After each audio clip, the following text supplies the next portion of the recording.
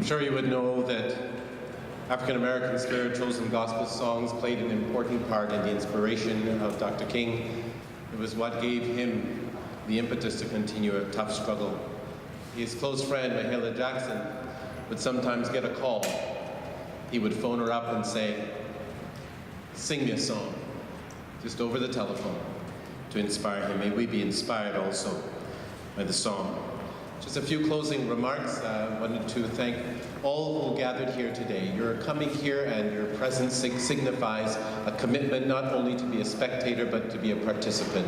We are all in the game of seeking to transform this world. So thank you all for being here today.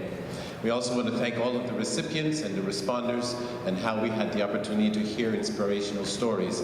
There is a little bit of a lunch for you, some refreshments following. If you are so disposed, we would welcome some donations. This is not put together with any funding and so forth. It is something that the group, Dreamkeeper groups and others participate together. So there are some baskets there, and I've been asked to see if you would want to leave something.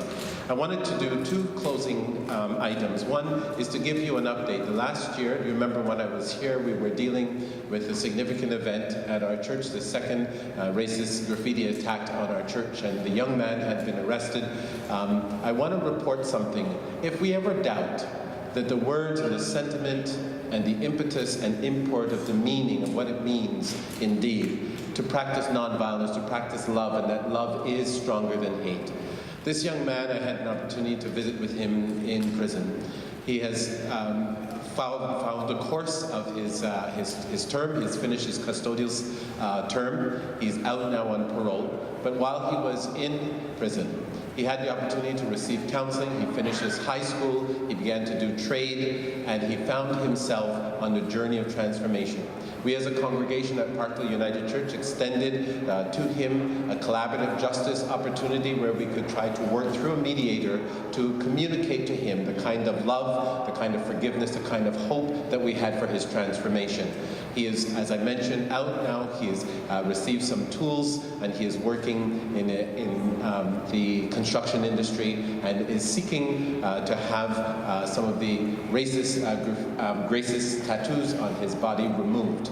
There's transformation that has taken place, and we give thanks for that.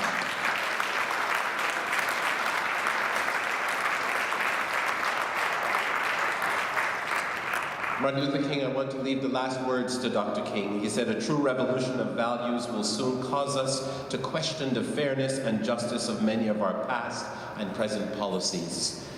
We have inherited a large house, a great world house in which we have to live together.